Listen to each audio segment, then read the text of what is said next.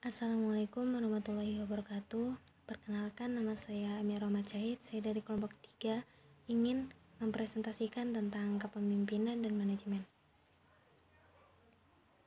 Langsung saja ke materi yang pertama, yaitu tentang kaitan kepemimpinan dan manajemen. Kepemimpinan adalah satu bagian yang penting dari manajemen, khususnya dalam fungsi pengarahan. Kepemimpinan merupakan kemampuan yang dimiliki seseorang untuk dapat mengarahkan dan memengaruhi orang lain atau kelompok untuk mencapai tujuan atau sasaran yang telah ditetapkan.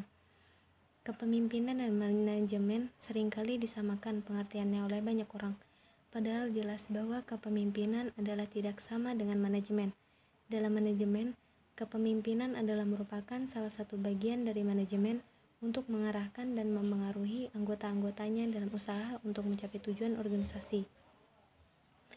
Manajemen selalu berkaitan dengan organisasi apapun bentuknya. Sedangkan kepemimpinan tidak hanya ada dalam lingkungan organisasi, tetapi dapat muncul dan ada di mana saja dan kapan saja. Sepanjang ada seseorang yang berusaha mengarahkan dan memengaruhi perilaku orang lain untuk mencapai tujuan tertentu. Dari uraian di atas dapat disimpulkan bahwa kepemimpinan adalah bagian penting dari manajemen, tetapi tidak sama dengan manajemen. Seorang manajer harus berperilaku atau melaksanakan fungsi kepemimpinan atau leadership, namun seorang pemimpin belum tentu seorang manajer. Yang selanjutnya yaitu kepemimpinan dan manajemen adalah istilah yang sering dianggap sinonim. Penting untuk memahami bahwa kepemimpinan adalah bagian penting dari manajemen yang efektif.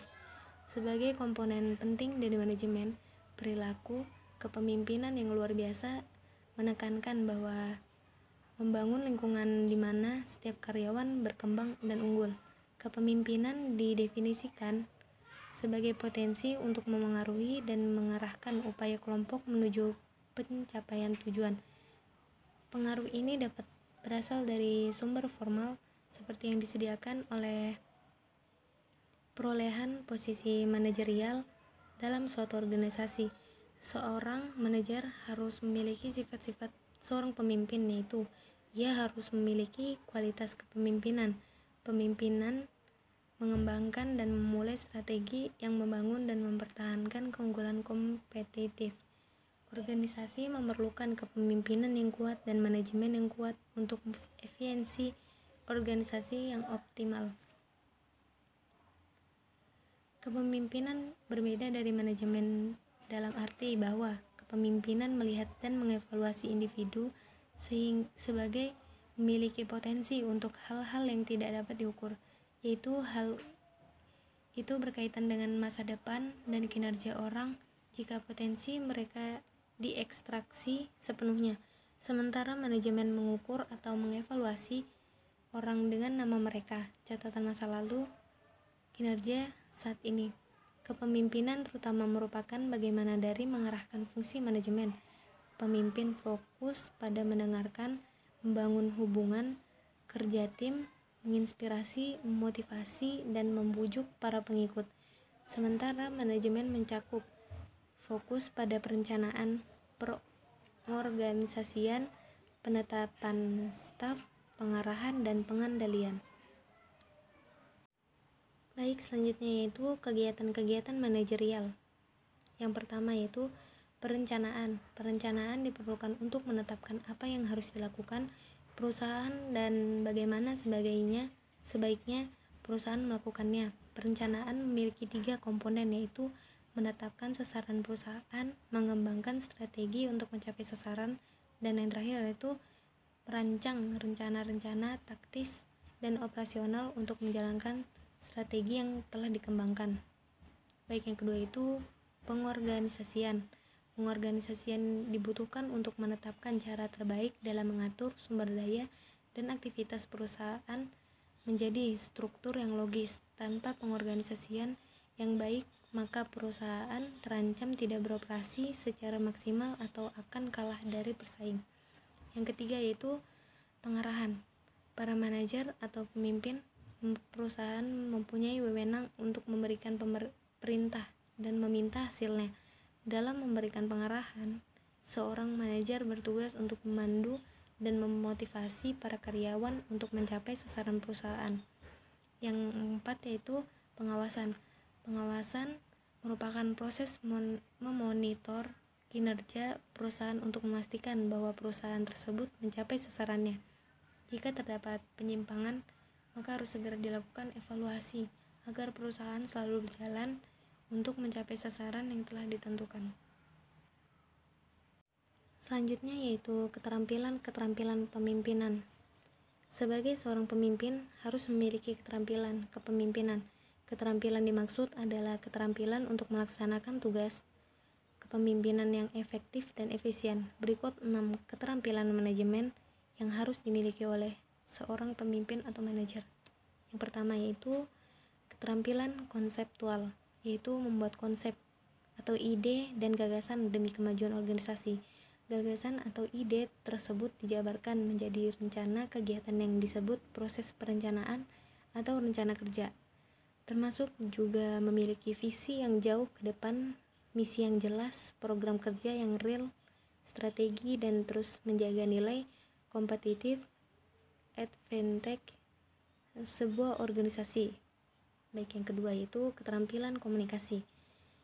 Keterampilan berinteraksi secara baik dengan banyak orang.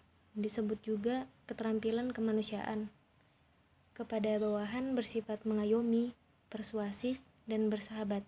Kepada rekan kerja saling menghormati. Kepada customer dan atasan bersifat melayani.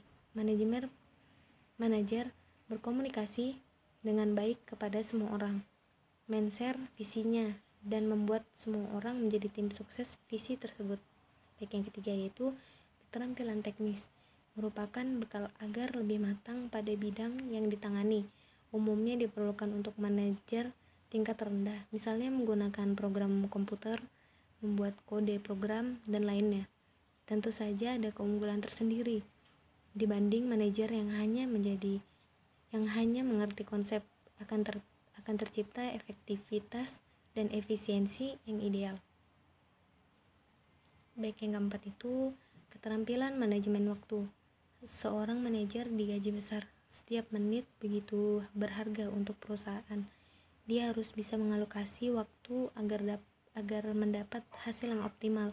Akan teruji dalam penyusun waktu yang digunakan dalam melakukan sebuah proyek tersebut, juga keterampilan untuk membuat skala prioritas. Yang kelima yaitu keterampilan membuat keputusan, termasuk juga kemampuan untuk mengidentifikasi masalah, memandangnya secara keseluruhan dan komprehensif atau helikopter view, dan menentukan solusi terbaik untuk memecahkannya. Keputusan yang baik adalah yang tidak terburu-buru, namun ada kalanya keputusan diperlukan dalam waktu yang singkat. Seiring dengan waktu dan pengalaman, manajer akan terbiasa menghadapi kondisi seperti ini. Dan yang terakhir yaitu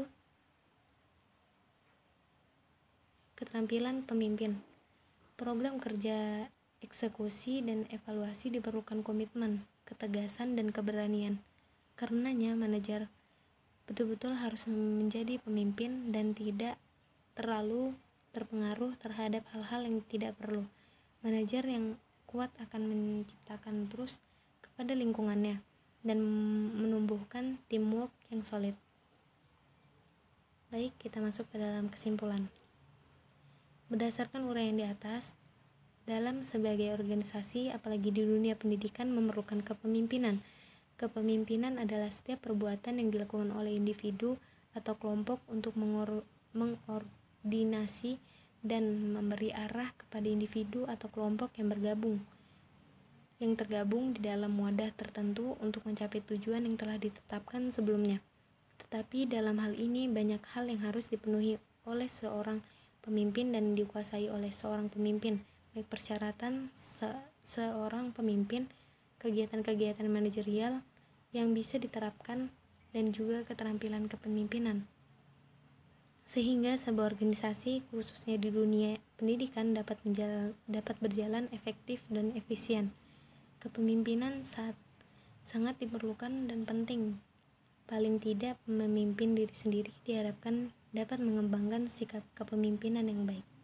Baik, itu saja yang bisa dapat saya sampaikan, kurang lebihnya mohon maaf. Wabillahi taufiq wa hidayah. Wassalamualaikum warahmatullahi wabarakatuh.